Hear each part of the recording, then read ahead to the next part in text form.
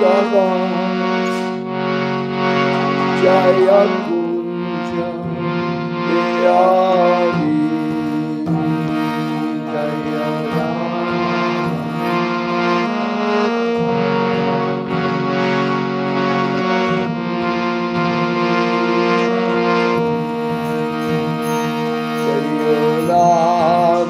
Madhava Jaya Kunja Bihari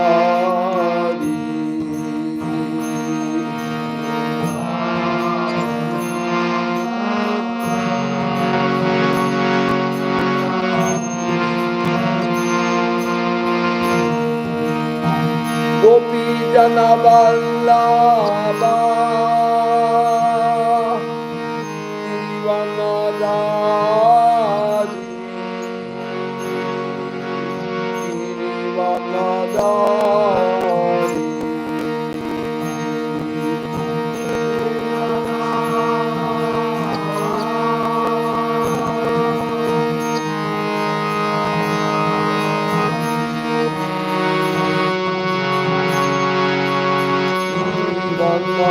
Givanadari Asotanandana Jagadanarandana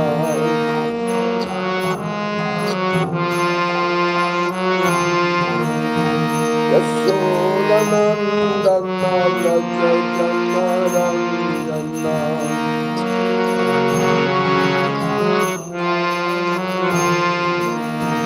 Yamuna Tira Vanachari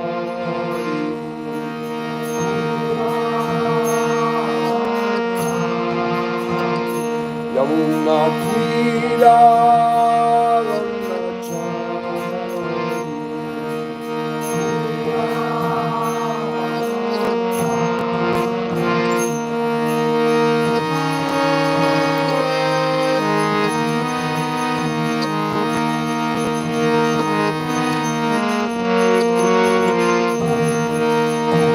Hare Krishna, Hare Krishna, Krishna Krishna, Hare Hare, Hare Rama, Hare Rama, Rama Rama, Hare Hare, Hare Krishna. Hare Krishna, Krishna Krishna, Hare Hare, Hare Rama, Hare Rama, Rama Rama, Hare Hare, Hare Krishna, Hare Krishna, Krishna Krishna. Hare Hare, Hare Rama, Hare Rama, Rama Rama, Hare Krishna, Hare Krishna, Krishna Krishna, Hare Hare, Hare Rama.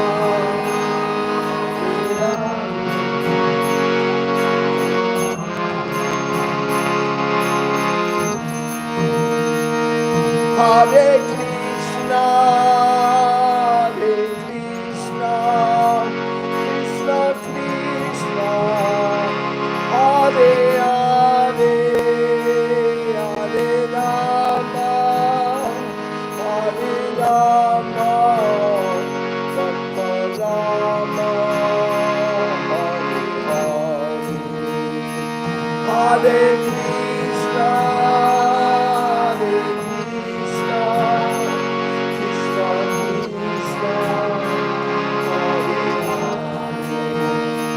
Hare Rama, Hare Rama,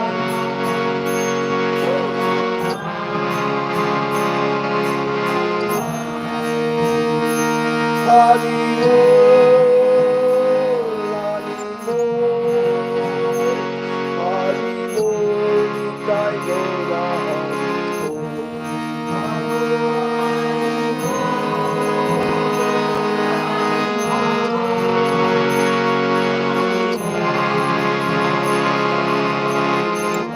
Jaya Srila Prabhupada,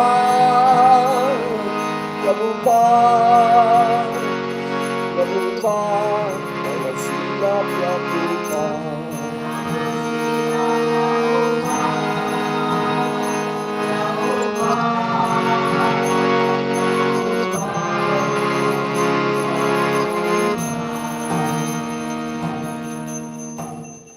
Nitya Lila Pavishtum Vishnupada Paramahansa Parivraja Kacharya Statara Satasi Simad Aboy Chana Lavinda Bhaktivedanta Swami Shila Prabhupada Ki Jai.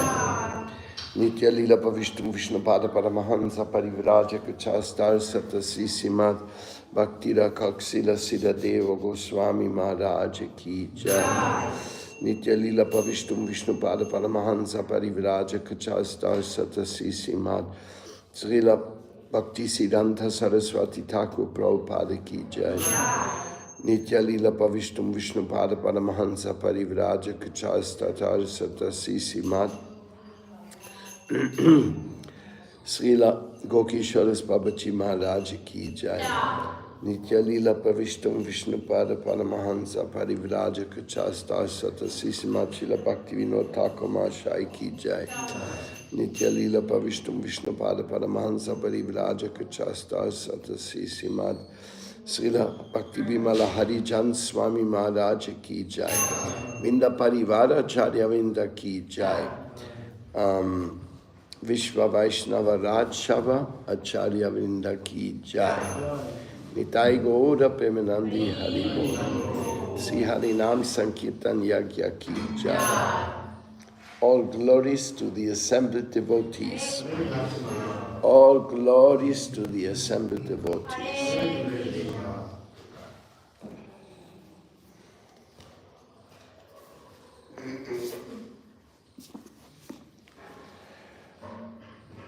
Today we are reading from Srila Bhakti Rakshita Deva Goswami Maharaj's favorite verses for explaining favorite topics.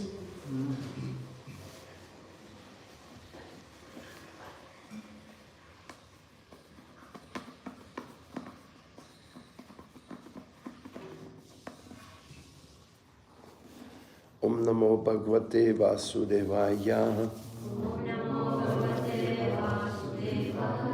Om Namo Bhagavate Vasudevaya.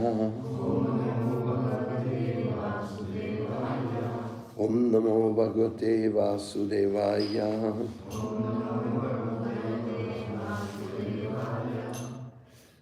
Srimad Bhagavad Gita, 3rd chapter, number 42. Indriyani parani ahur, indriyebhya param mana, manasastu para buddhir, buddherya paratastu sa.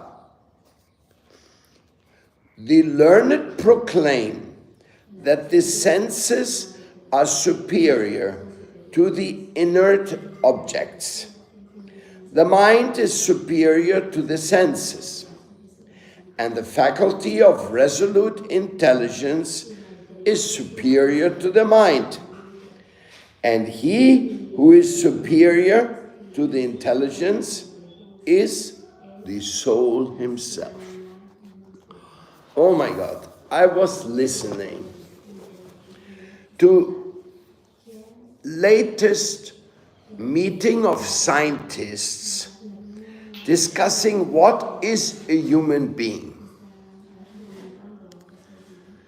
And they were saying that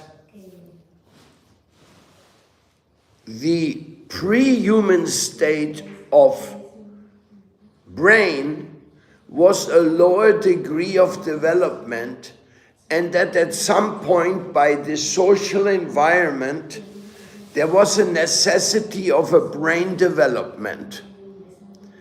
And thus, slowly, a human brain was developed. You are talking about top Nobel Prize winning PhDs who come out with this proposal. I was shocked to see their utter ignorance about the superior influence, simply observing brain evolution as the answer what the human form of life is, while at the same time there's zero evidence of any such brain evolution or physical evolution. There's zero evidence. There is no missing link between this and that form.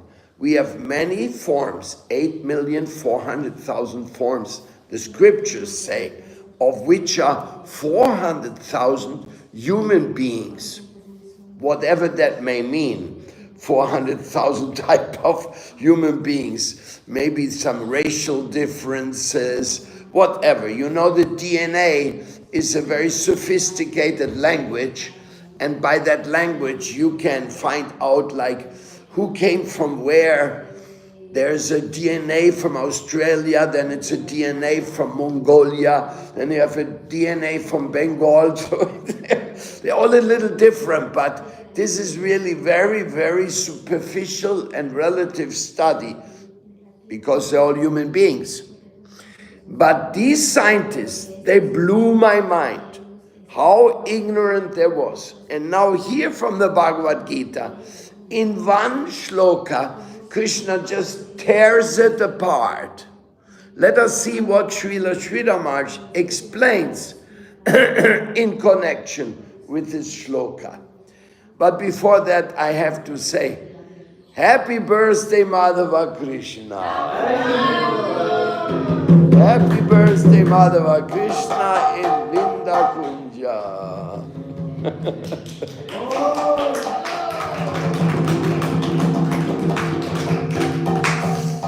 So, Srila Sridhar Maharaj says, soul is nearby. We can try to find out what the soul is if we eliminate the material elements. This is the process of the Upanishads, and it is mentioned in the Bhagavad Gita, Indriyani Parani Ahur. First, we are to understand that our senses are primary. If my senses are removed, the entire world of our experience is nothing to me. Only through my senses can I be aware of the existence of the outside world. Minus senses, ears, eyes, no world is apparent to me. Then, above the senses is the mind. What is the mind? The mind deals with acceptance and rejection. Sankalpa, Vikalpa. In other words, the mind thinks, I want this, I don't want that. It deals with attachment and hatred. The mind determines who is enemy and who is friend. This is mine, that's yours. If you want to understand the mind, we have to look within, to inquire within. What is that element in me that seeks friends and avoids enemy? Where is he? Sometimes the mind is apparent, then other times it is hiding. I must find out where the mind exists, of what substance is it composed. By analysis, I can understand what aspect of my inner self is the mind. Then, having some idea of what the mind is, I may analyze that part of me which deals with reason, the intelligence. Where is the intelligence?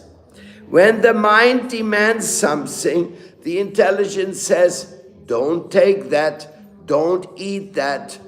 By introspection, I may look within and find out what is that principle in me, what reasons, where is that fine thing, what is its nature, its substance, its existence.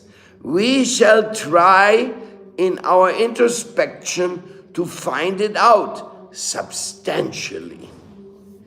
If that is possible, then the next step will take us to the soul. What is the soul which makes possible the intelligence, the reason by which we act, which prompts the mind to want and also gives our senses the power to connect with things? What is that spark of knowledge? Where is the soul within me? What position does it hold? I want to see it face to face. Then, in this way, we can evaporate like lightning all the misconceptions of body and mind. By finding the soul through introspection, we may experience a lightning touch of realization. At that time, the whole world will be turned in a diametrically different line, and we shall see things differently. Oh, this material life is undesirable. These senses are enemies in the garb of friends. If I confront them now, they say that I may have an honorable friendship with them, and that without them I can't live. But it is all a hoax. From a realization of the soul, from the point of the wonderful knowledge, one may come to see the ocean of knowledge. One may begin to see what is in the subjective area and hanker for how to come in contact with that divine realm. At that time, the very trend of one's life will be changed, and a total change will come in our search and our standard of prospect in life.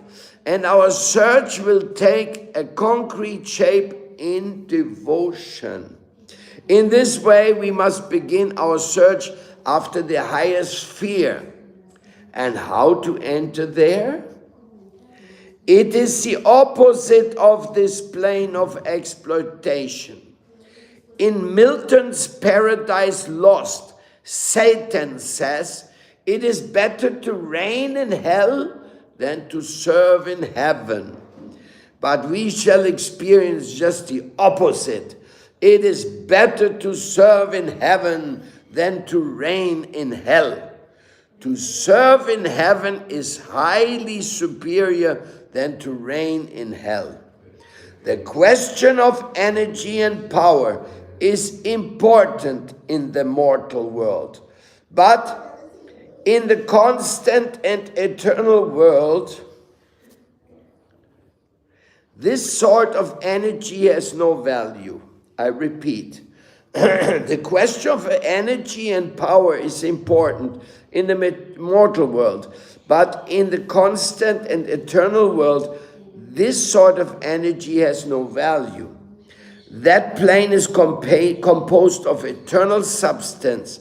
It is not like this troubling plane, which is always breaking, always disappearing, always disappointing, and full of treachery. The divine plane is constant. Life goes on there without any need of food, rest, or medicine.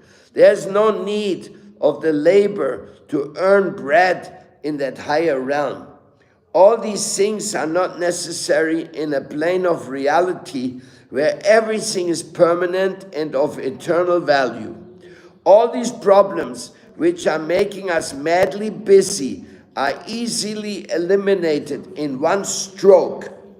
That is the nature of that plane.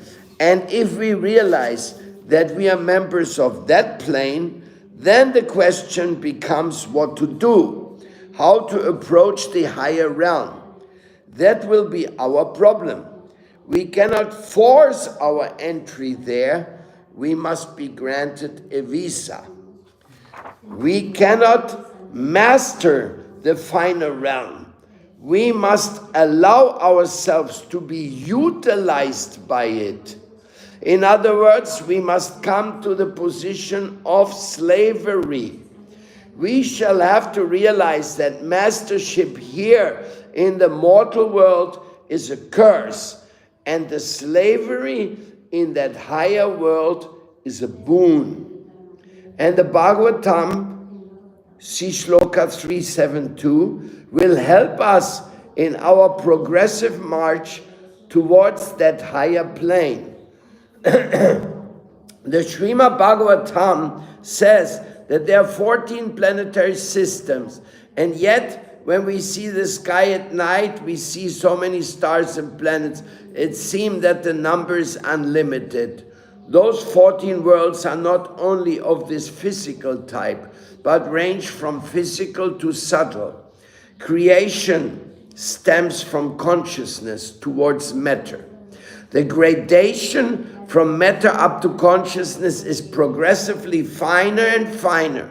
The gap between matter and soul. To fill the gap from gross to subtle, there is progression of more and more subtle planes that finally vanish in the consciousness area. The gradation from jada to chetana, from matter to spirit, or from unconsciousness to consciousness, occurs in so many steps, finer, finer, finest. It is to be conceived in this way. Bhurbhuva sva maha janar tapar satyaloka, then viraja, then brahmaloka, or Brahman. In Brahman, we find the real existence of the soul. From viraja downwards is the area of material consciousness. In the Bhagavad Gita, we find Indriyani parani ahur indriyebhya parammana. In brief, 4 stages of mundane elements in the middle are given here. First is matter, second the senses, third the mind, fourth the judicious or reason. Finally, there's the soul. But in more elaborate details, there are also 7 subdivisions of Bhur up to Satyaloka. In this line, the soul is found in Brahman, Parastu Sa. The word Sa refers to Brahman. Matter may also be subdivided as stone, water, heat, gas, etc. In other words, in a it is matter, but one will also find subdivisions of matter from gross to subtle. In stone, one will find earth, coal, wood, maybe gold or silver. But all these elements are felt by the senses, and thus the senses are superior to all the gradations of matter. Then there is the faculty of thinking or impulse. I want this, I don't want that. But further, the faculty of judiciousness, reason and intelligence is superior. No, don't want that. It will produce a certain bad effect in you, and so on. Even more subtle than the intelligence is chitta, consciousness, which is not mentioned in Gita. Further is ahankara, ego, and finally the realm of the soul. Lord Krishna has recommended in Srimad Bhagavad Gita how one can conquer kama, lust, by regulating the senses. He advises us to become acquainted with the nature of the soul. Then all the problems caused by kama will be turned into ashes. Indriyani parani ahur indriyebhya parammana. Lust is not easily accessible, but is hidden. We cannot easily trace where he lives. but he comes suddenly and after looting disappears. But we are told here that really he lives in the intelligence, the mind and the senses. To conquer that lust, we have to regulate the senses. But in order to do so, we first have to analyze what the senses are and what is their position. And then what is the position of the internal king of the senses, the mind. After that, we are to analyze what is the intrinsic position of the buddhi, the faculty of reason, judgment, and intelligence. Then, with the help of reason, we are to try to find out what is the background of that faculty of reason and of judgment and decision making. In the background is a pencil-thin ray whose nature is diametrically opposite to the world of experience. In Srimad Bhagavatam, an example is given that in the night a cloud may cover the moon. Though the cloud obscures the moon, still the cloud can only be seen by the light of the moon. Na raja jodu pashana svatyotsna bashitair gyanai aham matya bashitaya swabhava purushotjata. In this example, the soul is likened to the moon and the ahankara is likened to the cloud cover. The sense consciousness, the mind and the intelligence have all combined to form a system, ahankara, which has covered the soul. But they are seen, and it is possible for them to act only because there's light, the light of the soul, the moon. So by the help of our reason, we must try to perceive what is above reason, and we shall come to see that it is the Atma, the soul.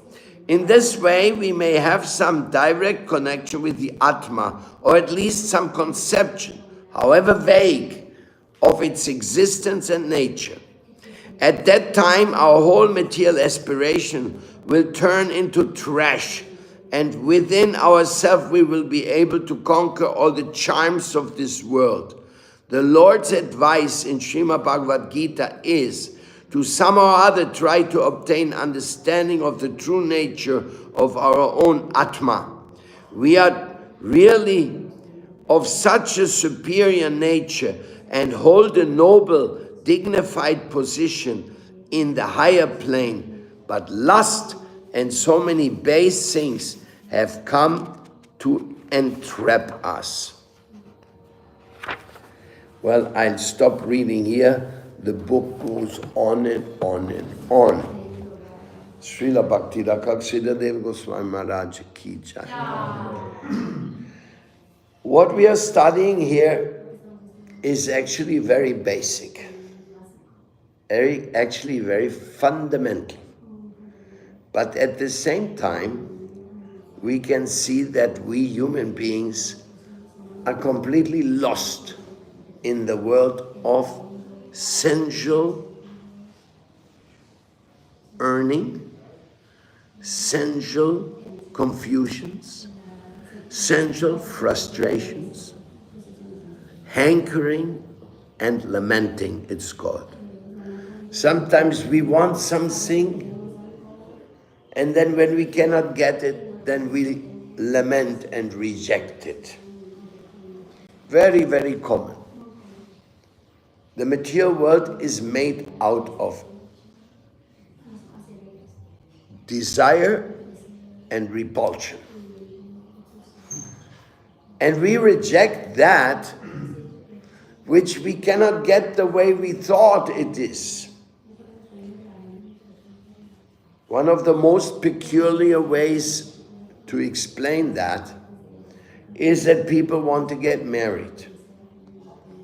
So they have a strong desire, oh, I want to have this beautiful girl on my side. Or vice versa, this nice guy. But then after you live together for a short while, you find out that she wants you to be the way you don't want to be, and you want her to be the way she doesn't want to be. So then from then on, it's just a struggle. Are you going to be my way or your way? My way or your way? Until finally they said, sorry, we made a mistake. It didn't work out. Or maybe they tolerate each other depending on the karma. But the thing is, in the material world, it's always like that. You want to own a house. But then when you own a house, the electricity breaks down, then it rains through the roof, then the thief is coming overnight, breaking a door and stealing from inside. And then you think, why did I get a house? His house is only problem for me. So in this material world, everything is like that. Desire, accepting, rejecting, accepting. Bhoga tyaga. I want to enjoy. I've had it. I want to renounce it all. Now I want to get rid of all this. And I just want to become a brahmachari in the temple and forget about everything else. But when you go home, your mother is asking, and who is going to look after me when I'm older? So then the push is coming from that side, then from the other side, and like this. So we can make many jokes about it, because this world is just a very funny experience. You can also say it's a terrible experience, but when I was a young person, I was very sentimental, and I was crying about the world. And as I was crying, one day I was thinking, why am I crying? I can also just be laughing about it. Either you can cry about this world or you can laugh about this world, but the world won't change anyway. So better to laugh than to cry. That was my conclusion. That's why you see me laughing these days. I'm always with a positive attitude, Even if things get difficult, I say, okay, and there's something new to learn is here. So, positive, humor, smiling, very good, helps in life. But anyhow, if you cry, you can also cry, no problem. This is just a question of choice. So, the point is, the senses, all the things the senses can supply, everything, what the senses can supply, well, they supply sense objects, matter. They supply satisfaction of the tongue, satisfaction of the ear, satisfaction of the eye, satisfaction of the belly, satisfaction of the genitals. They supply certain satisfactions. Sometimes you get some food on your tongue which is very, very bad taste, and you go out. Sometimes you hear music and you say, wow, what a wonderful sound.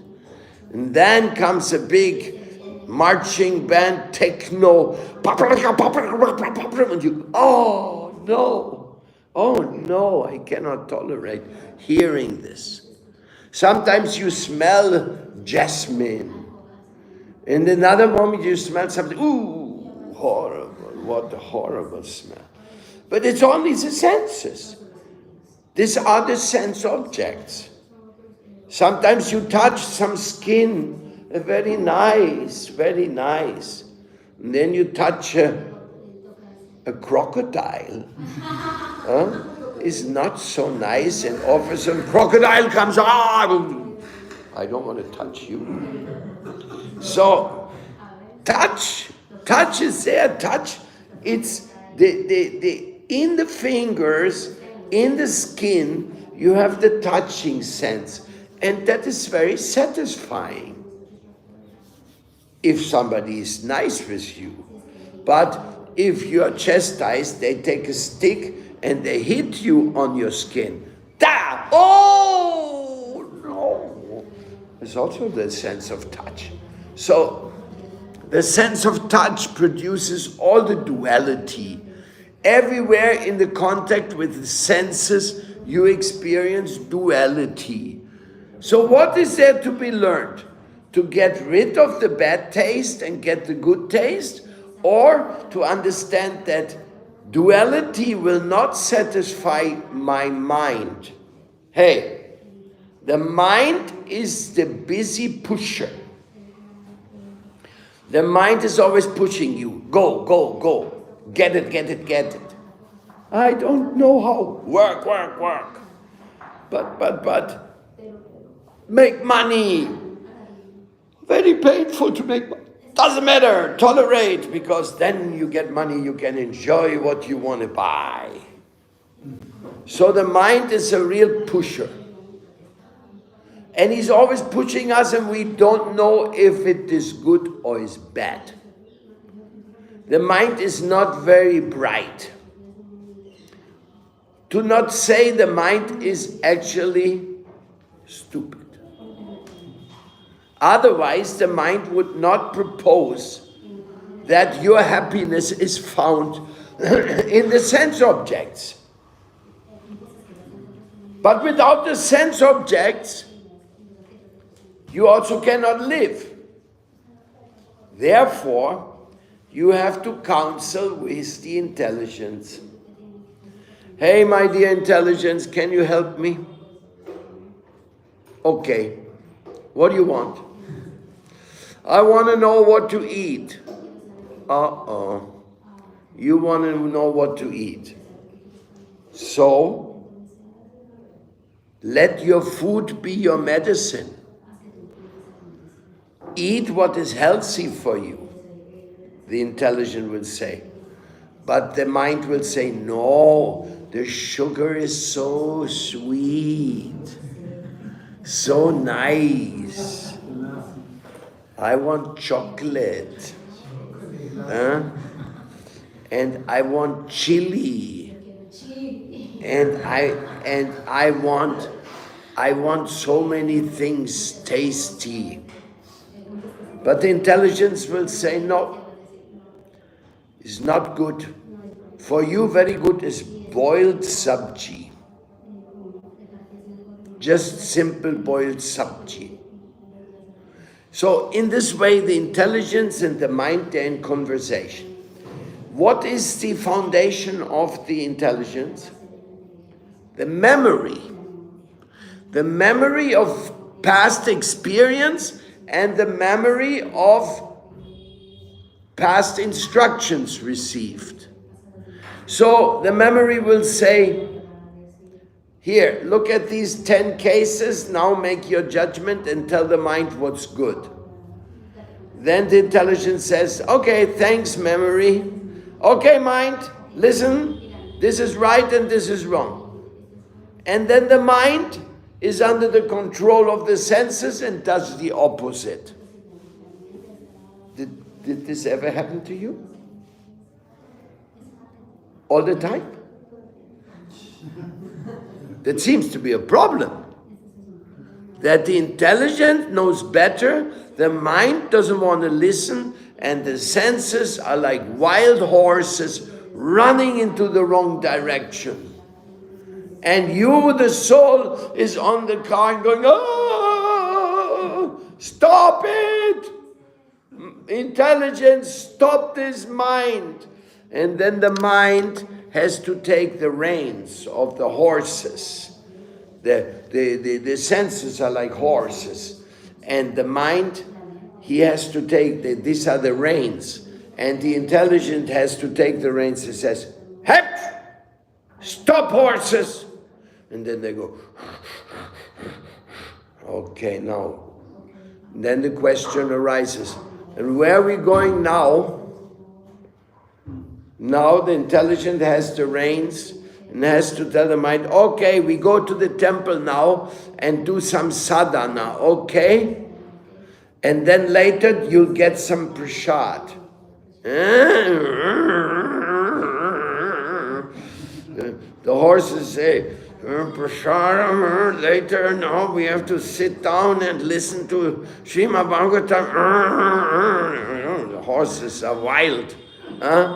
But you got the reins, you got the mind. Temple, sadhana, okay, take the car there. Then you go, and you hear, Jaya Radha Madhava Kunja Vihari. And you go, oh, it's good to hear that. Jaya Radha Madhava Kunja Vihari. Then get down from that chariot. Now your senses, the horses, you come with me, because we're going to sit down in the temple, okay? You touching, sitting on the cushion, okay? And you're listening, now listening. They're giving some class, they're giving good instruction from Bhagavad Gita. Okay, I listen. And the eye, you look at the pictures and you look at the deity and stop all the other nonsense, okay? So then the horses, the wild horses, they're sitting there with you. And the mind says, I don't want to stay long time. You stay here now, the intelligence says. Before the class is over, then there will be Govindas. Then you can sing and dance. And after that, there will be prasadam. Then the senses go, prasadam, okay, we last a little bit longer here, no?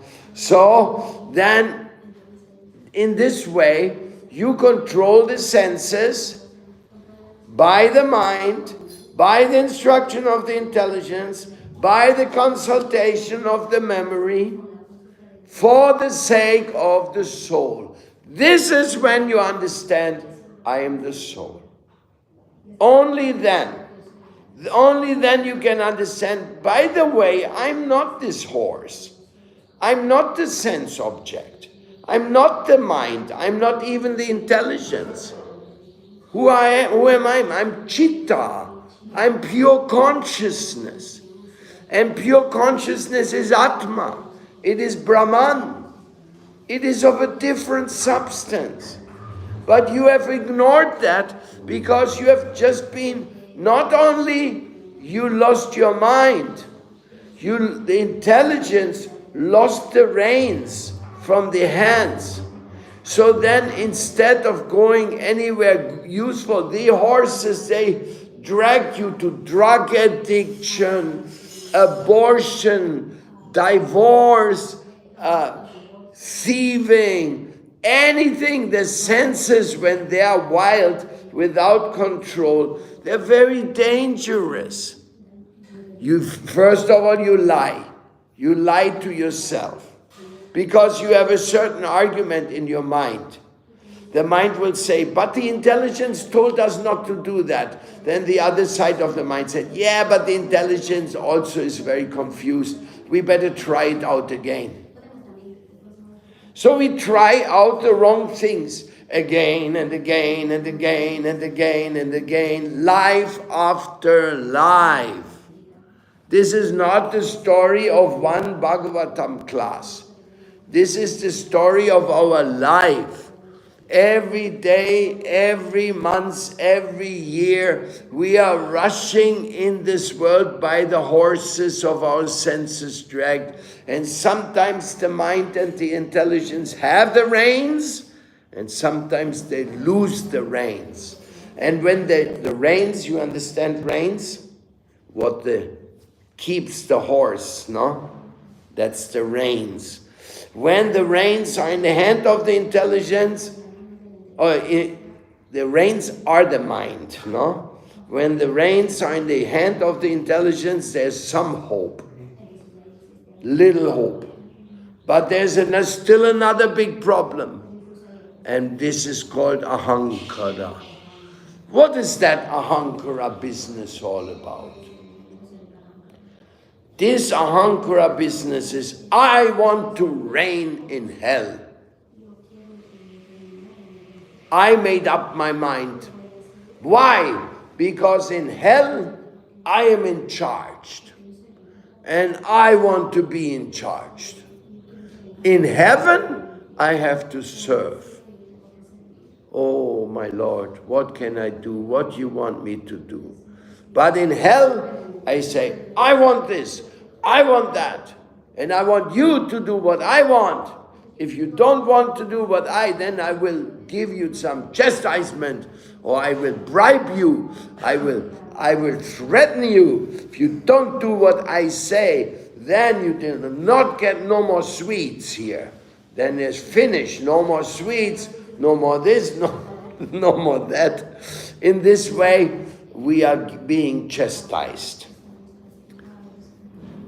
This subject is so simple, but it is so profound at the same time, because it really takes us to the sum and substance of our existence. We are soul, and the ahankara is our problem. We are envious, we want to become God. We want to become independent. And that's why Maya gave us the senses. Oh, you want to be independent. You want to become master. Okay, try it out. There's another few billion people, they also want to become masters. Now you can compete with them. Who is going to be master? You or them? Who is smarter than the other? Who can dominate the other? You know, we are all in this world in the same boat. We want to enjoy, we want to become masters. Masters of whatever. Also, we want to become masters of each other. So in this world, it's very common that you impose yourself on others. Maybe on your family, maybe on your employees, maybe on your voters, but you impose your own nonsense on others. And that's, of course, brings karmic reactions. Very bad karmic reactions. Prabhu, give me some water. So, this subject of Bhagavad Gita is totally scientific. You don't need a laboratory to verify the validity of this instruction of Bhagavad Gita. You are the student and you are capable of understanding what Krishna is saying. But you have to be submissive before the truth. You have to say, yes, Krishna, what you say is right. I am seeing it in my own identity. I want to enjoy. And how do you enjoy in the material world? By exploiting the resources. You exploit everything you can get your hands on. You exploit your own senses as well. You're just in the mood of exploitation. And when you're completely fried, when you're very unhappy, then you turn towards renunciation.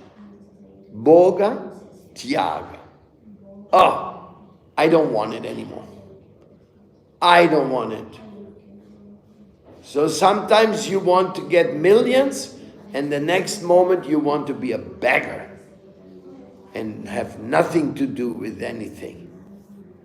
Sometimes you want to be dressed so beautiful that everybody will look at you, and the other day you say, forget it. I just put this old rag on me. As long as it covers my body, I'm fine. Like that. Bhoga, tyaga. Always changing. That goes on life after life. This is nonsense. Whether you want to enjoy or you want to renounce, both is wrong. You're not supposed to renounce, and you're not supposed to enjoy. Thank you.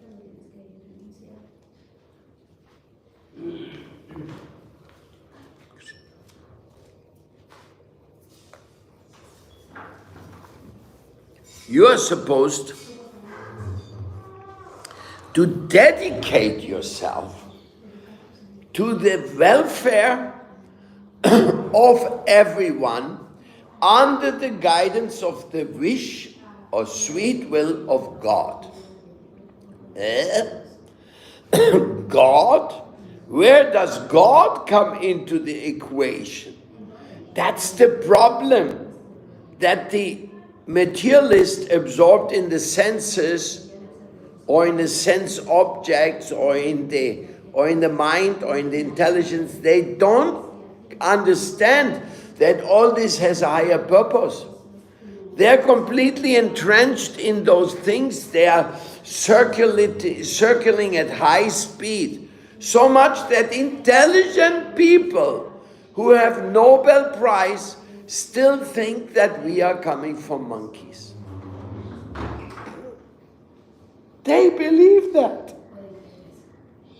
our ancestors were monkeys. I mean, if that would be true in Vindakunja, we would have so many devotees. Because we have so many monkeys. But unfortunately,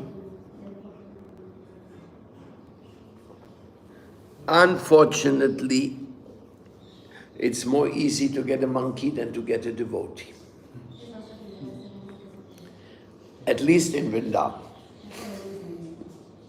So, this ahankara is the root cause of wanting to make myself the center of the equation.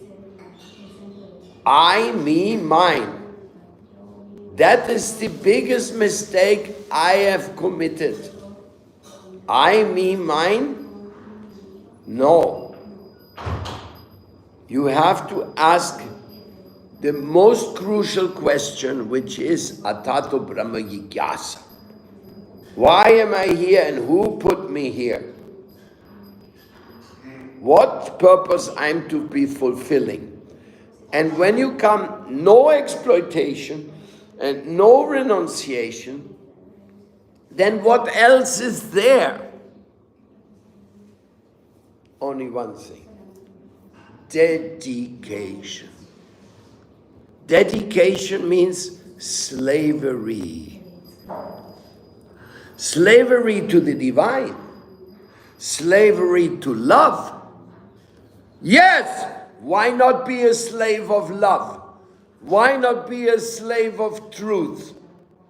Why not be a slave of the sweet will of my Creator, my Father, Mother Earth? Yes, I want to be slave of the truth.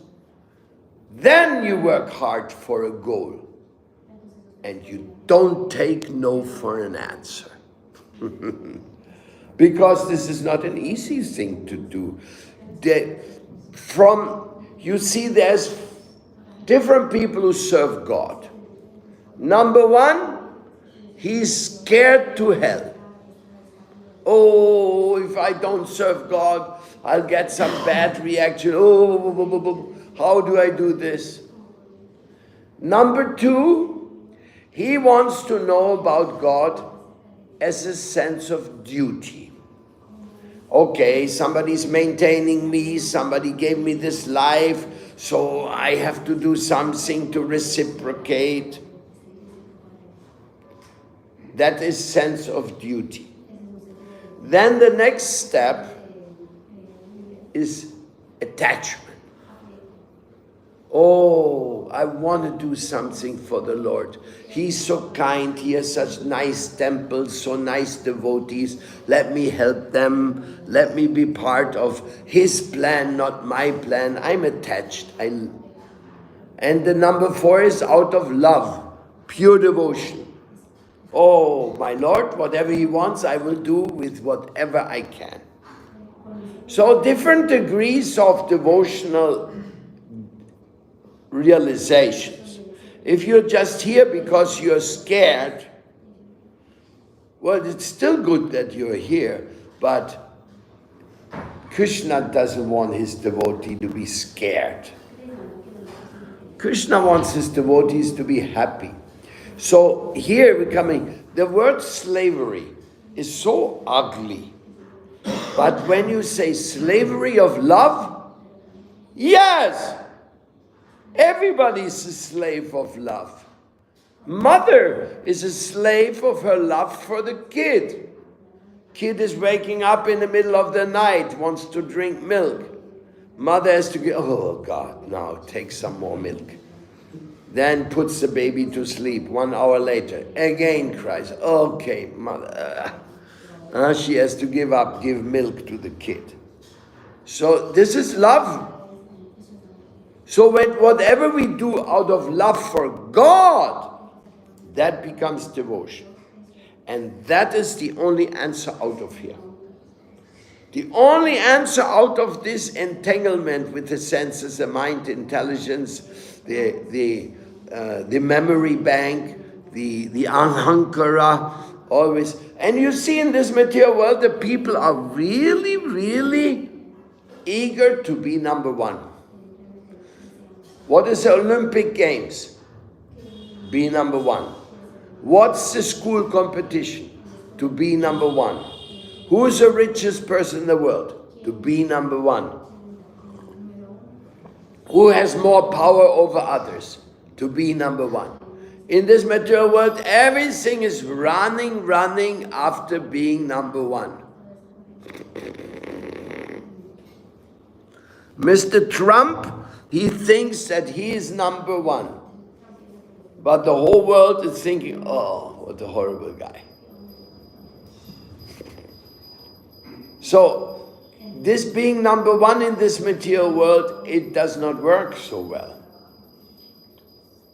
You are not number one. You are going to die any moment. Any moment you're going to be a dead corpse. Doesn't matter whether you are a beautiful girl or a PhD scholar. When you're dead, you're a corpse. And everybody's going to think, go burn that corpse quickly. It starts smelling badly. Nothing good about a dead body.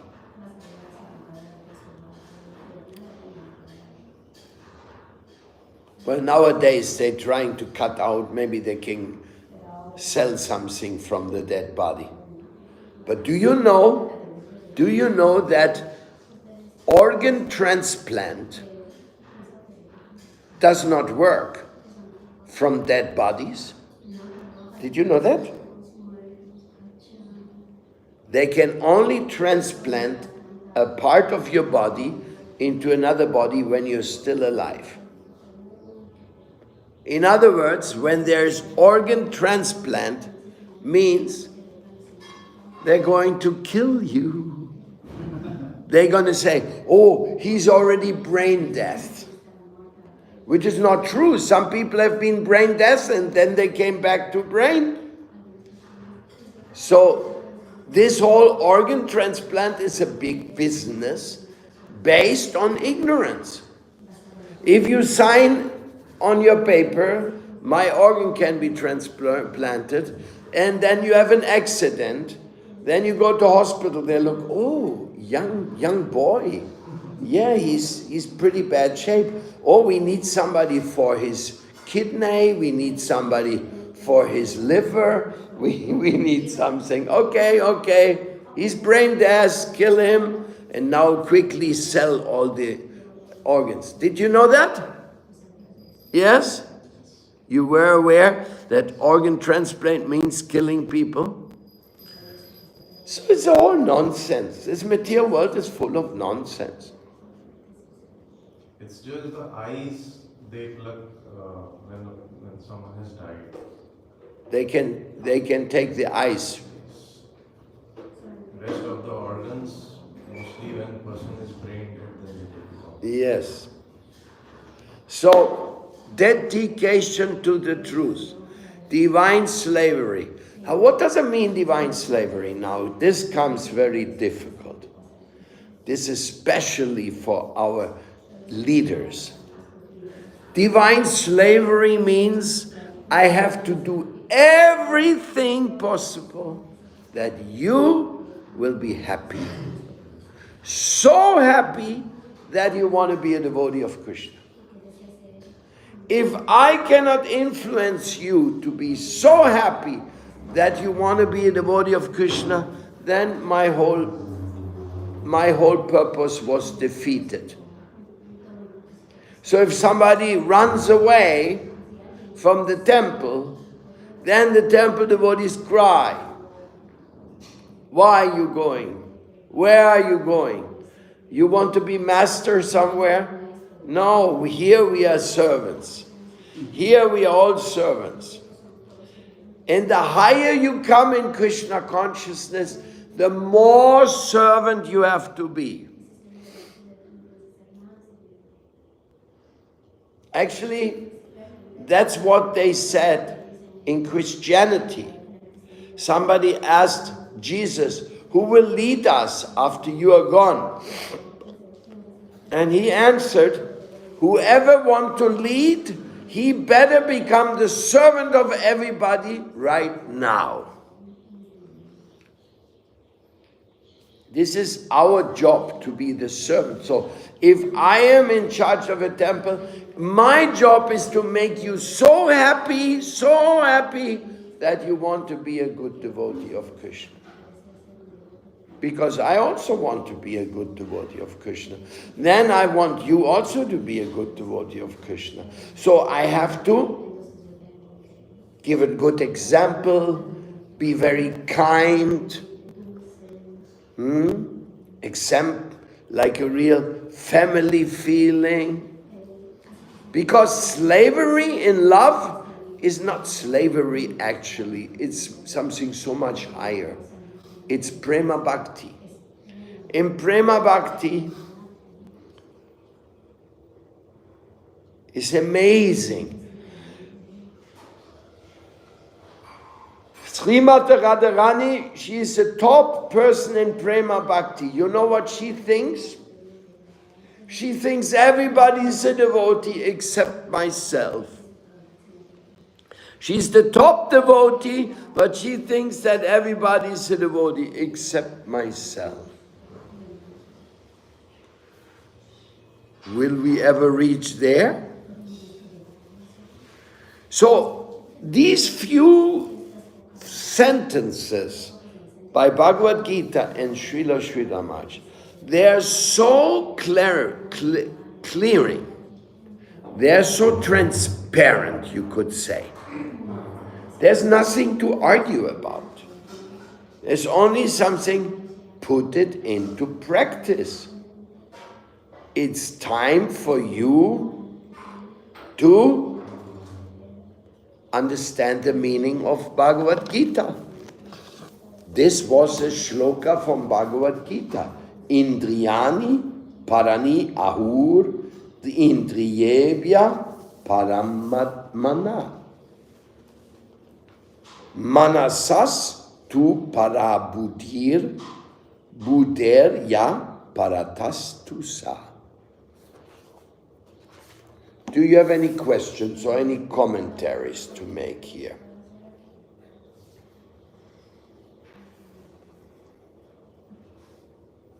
Bhagavad Gita basics. Bah, fantastic. And our modern scientists, they totally ignore this. Even though when they read the Bhagavad Gita, like Humboldt, famous European scholar, after he read Bhagavad Gita, he said, it is the most momentous work I've seen in my whole life. Even the Schopenhauer, so many people, they all, when they read Bhagavad Gita, they went mum, silence. But they didn't become devotees. But when somebody met Srila Prabhupada and heard the Bhagavad Gita from him, he wanted to change his life and become a Krishna Bhakta. Sometimes people are surprised why you, coming from the Western worlds, are here in India and trying to practice Krishna consciousness in this little village of Vrindavan. Why? Why you're not hanging out in the nightclubs of Rome and Berlin and dance to techno rhythm and enjoy life? Why you're coming here and offering dandavats in the dust of Braj? What? You're offering dandavats, you're putting your head in the dust of Vrindavan and you pray? What happened to you? People cannot understand it. They see something wrong must be there. Or they become very inspired. Oh, I was born in the land of Braj, where people come from all over the world to put their head in the dust. Nobody in the world goes to Buenos Aires to put their head in the dust of Buenos Aires. Not one single soul. Even the people of Buenos Aires, they also don't put their head in the dust. Forget it. So what's happening with this dust of Vrindavan? Why is it so enchanting? Braj Raj, real divine medicine. This is Srila Prabhupada's magic. It is timely. It has come just at this moment when the world is going through the greatest of all crises. A digital crisis. A crisis of maximum exploitation.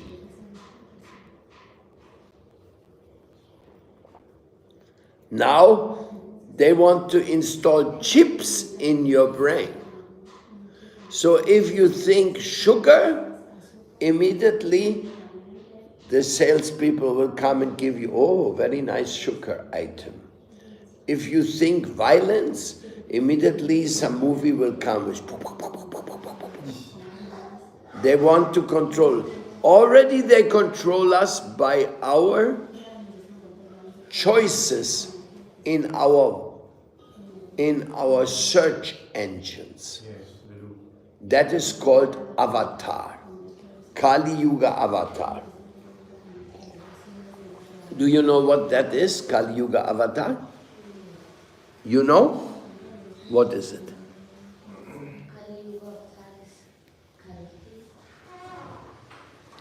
No. They call avatar your image. Your everybody.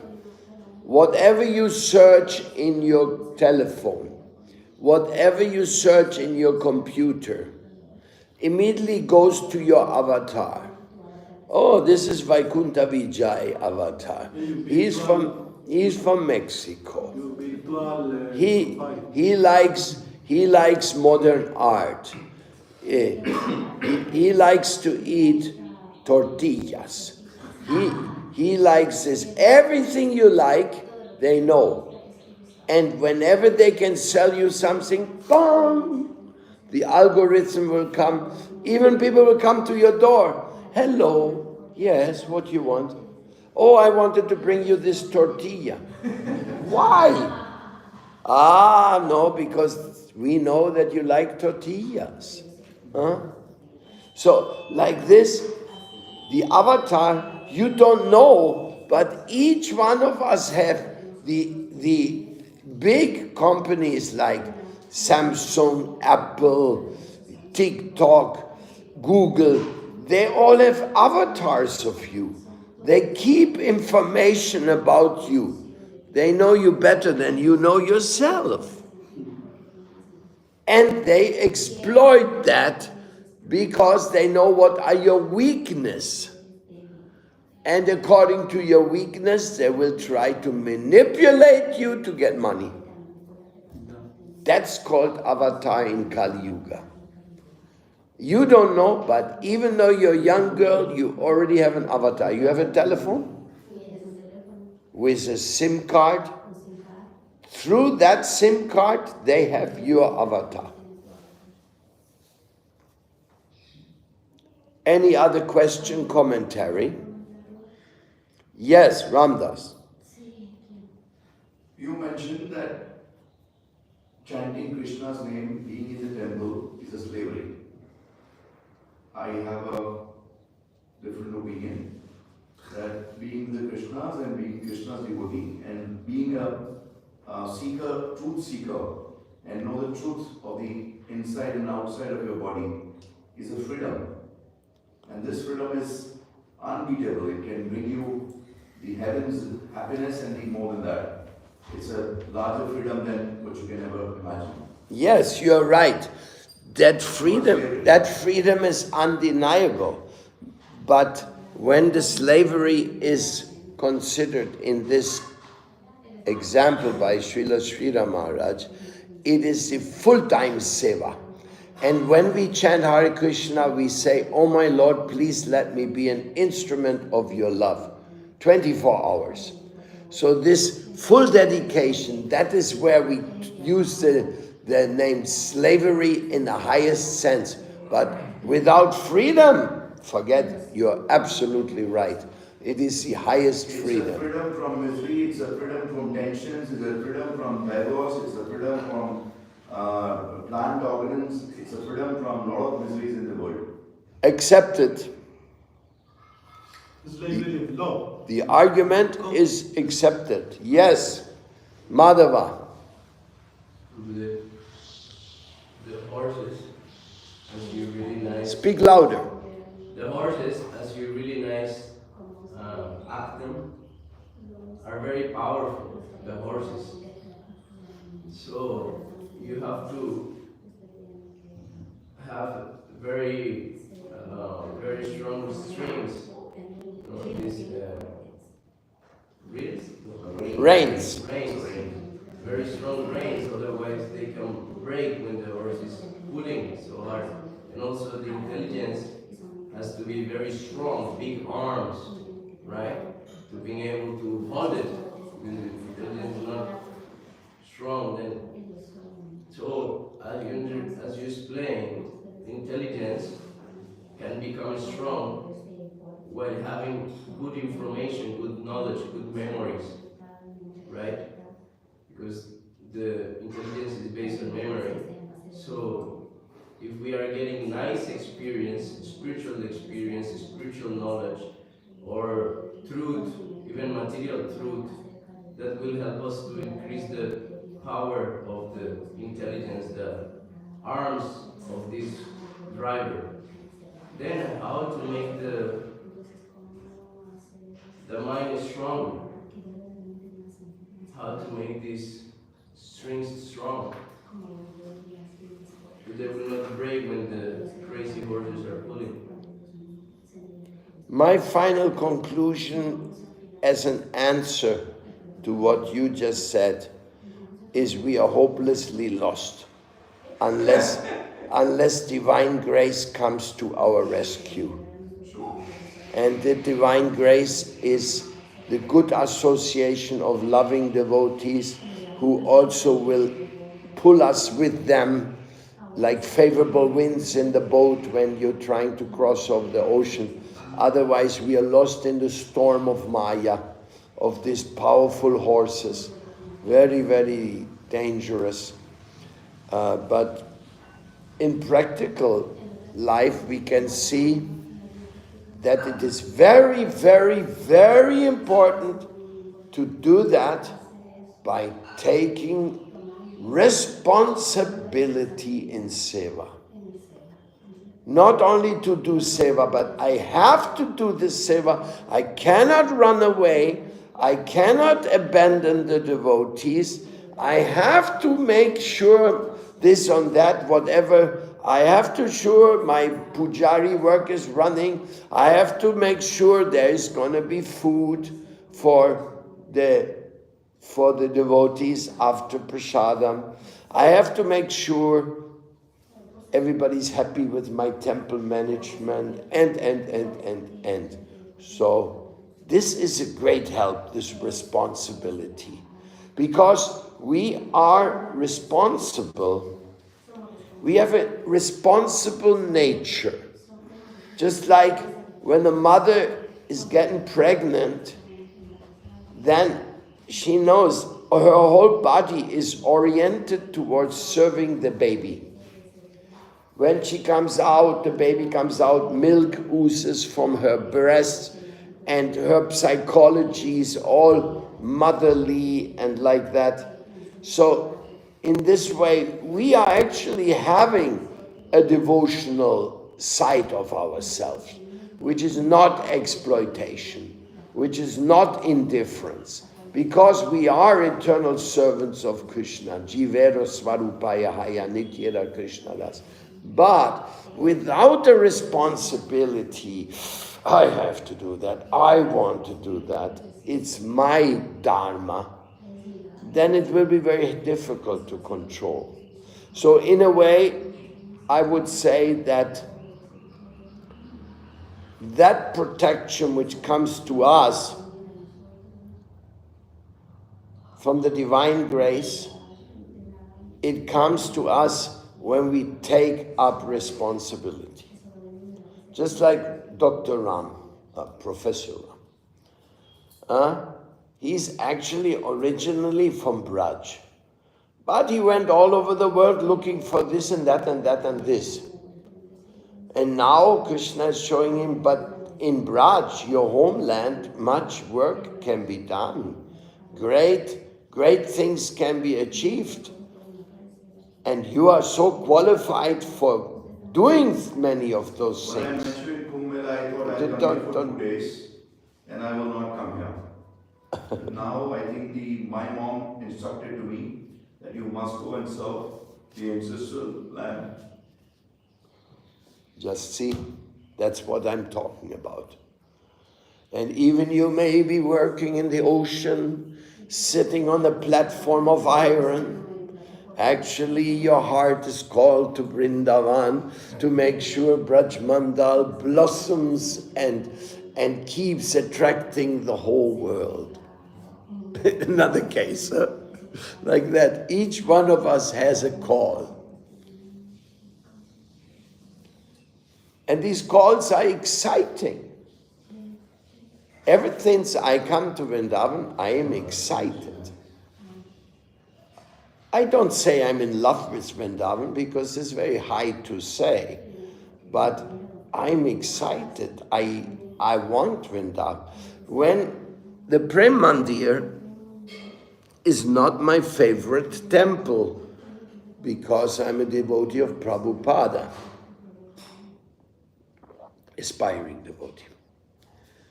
But nevertheless, I seen the Prem Mandir is such a beautiful exhibit of making an architectural wonder that I can only see Krishna has such a beautiful plan for the world. He's showing even people like Kripalu can make such a beautiful thing. Then we went to the GLA. Actually, we have a meeting with the Vice Chancellor of GLA. That is another institution of ignorance. But for some reason, it's in Braj. So we have some relationship with them by Krishna's wish. So like that, we in contact with the local administration. Most people in local administration just want to make money. They don't even care so much for Vrindavan. But we speak about Vrindavan and engage them in Vrindavan Seva, maybe. We try, no? So it's all is a magic mystery. How Prabhupada brought us here. how Prabhupada inspired us to do this and that. Sadashiva is hanging on the cables in Europe, high in the sky, or counting meters of cable. And he says, what am I doing here?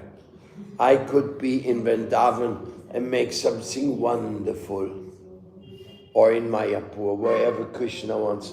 Or in Sankirtan, when we go out on Sankirtan, selling books, we are out somewhere in nowhere. Or Mandali. Or Mandali. Radhesham.